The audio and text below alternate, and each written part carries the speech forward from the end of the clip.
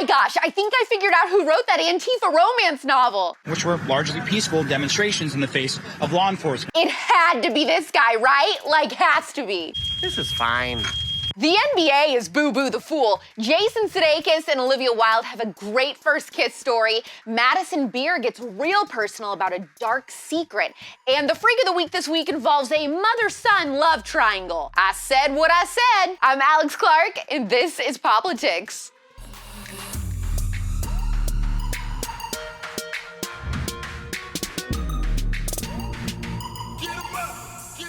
A little recap. The NBA and WNBA decided to boycott their games Wednesday night to take a stand against the police-involved shooting of Jacob Blake, who's now recovering in the hospital. At least right now, as we're recording this episode, Jacob Blake, who was involved in the shooting that the NBA is protesting, admitted to having a knife, then violently resisted arrest, leaned into his car like he was grabbing something, and police shot him. Which, by the way, they're completely justified in doing when a suspect is reaching into their car and they can't see what they're grabbing. For all the officers know at that moment, it could have been a gun. Many of us will never know what it's like having to make a split-second decision that, if wrong, could result in losing your life. But that's what our law enforcement officers are tasked with doing day in and day out. The reason the police came in the first place is because this lady called 911 when she saw Jacob Blake come up to her house uninvited because she was threatened by him, saying that he was violating a restraining order. That seems pretty relevant, does it not? Sure does. After the NBA suspended its games Wednesday night, virtue signaler Lebron James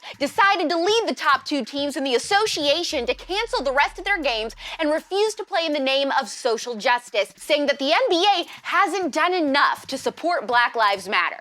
Excuse me, didn't the NBA set up a $300 million fund at the beginning of August that goes directly to Black-owned business owners? All the jerseys they wear say BLM. It's on their shoes, their warm-ups, their floors, they're kneeling for the pledge. When will it ever be enough for you? Hours after Jacob Blake was shot, his mom told the news that she prayed with a police officer in the hospital and that her son would not be cool with the violence and destruction happening. This just in though, LeBron James and a bunch of other NBA players are hosting a massive rally in Chicago this Saturday to honor the 464 people murdered in the city this year so far. That sounds great. Just kidding, they don't actually care about all those lives. Pucker up, Buttercup!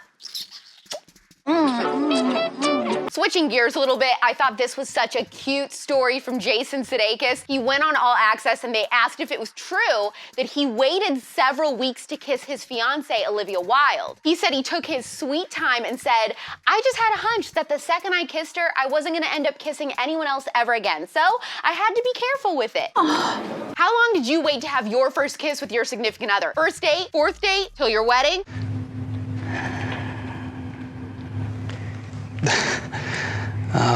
Can I kiss you? Sure.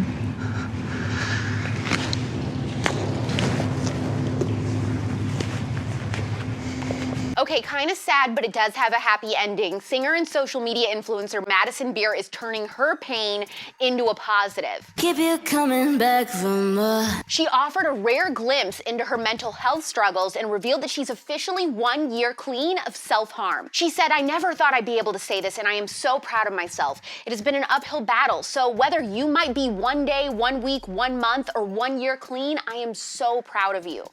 #sober. She said no one knew what was going on with her and that she hid that she was really hurting from the entire world. Madison has over 20 million Instagram followers. She's one of the most beautiful people I've ever seen. She has famous friends, she's rich, and yet she still felt like something was missing for her and was experiencing all this deep sadness and pain. My life is the complete opposite of everything I want it to be. I love that she shared this, and hopefully it's a reminder for you that there's always going to be more. You'll hit a certain number of followers and you'll think, okay, I need to hit this number now. You'll think, I'll be happy once I get married. You get married and then you just want a baby. You have the baby, now you need a bigger house, and so on. Always gonna want more. We are all hurting, and some of us more than others, and we all want something more than what we currently have, which can stress us the heck out. I thought Madison's story was important to share today as a reminder that you can and should reach out to a friend or family member and tell them what you're struggling with. No matter how pretty or famous someone is, they can still hurt just like you and I. I care about you. Text the word home to 741-741 if you're needing someone to walk you through what you're feeling or fighting the urge to self-harm. Cinnamon rolls care for our cinnamon rolls. Cinnamon. I said cinnamon. Kinda awkward. NBC News had to apologize to Kevin Hart after accidentally using the comedian's picture for a story on 8-time Olympic gold medalist Usain Bolt. Yeah. I don't know how they mix these two up. One is 6'5" and the other is 5'4". I just thought it was funny how every news outlet that covered this was like, oh no, what an embarrassing mistake. But you and I both know if it was Fox News that did this, every single headline would be racist Fox News, can't tell two black men apart. You're right, I know. Sometimes people just need to be called out. That's why we have what I like to call the Freak of the Week. I'm a clown. A mother and son in Massachusetts are facing up to 20 years behind bars after his wife caught them hibbity-dibbity doing. Isn't that like incest or something? The 64-year-old woman and her 42-year-old son confessed to having sexual relations with each other in their home back in May. Oh my, I'm gonna be sick. When the cops asked the son about it, he was like, it just happened, and insisted that it was the first time he had hooked up with his mom. Stop talking. Pretty sure that doesn't just happen. It was an accident. I don't know how I got there. I just slipped. What the does that even mean? Okay, kids, when a mother loves her son very much. Are we off the air? Okay. The mom and son were charged with incest, a felony with a maximum sentence of 20 years in prison. Don't protect these freaks. Now imagine being the son's wife walking in on that. I did not leave the South Side for this.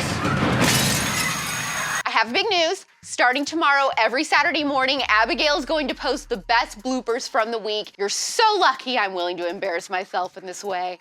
She's crazy. Also, we are praying for all of the CUTEservatives affected by Hurricane Laura. Please reach out in your CUTEservative subgroups on Facebook that are in those areas and check in on each other, okay? And if you got a little busy this week, you missed some episodes, go back, watch them, or you can listen to POPlitics, subscribe to us on Apple Podcasts, Spotify, or any other podcast app. Leave us a 5-star review, please, and say that you love our grandma's cinnamon roll recipe. Heard this episode? Tell me what you think about the NBA drama, how long you waited to kiss your significant other, and then share this episode to your stories. We're back Monday at 4 p.m. Eastern, 1 p.m. Pacific. It's pop culture without the propaganda every single day. I'm AlexClark, and this is POPlitics. Click below to watch yesterday's episode. Please subscribe, thumbs up, share this video, and ring the bell for notifications so you never miss the conservatee. And make sure you're following this show at POPlitics on Instagram for even more CUTEservative content.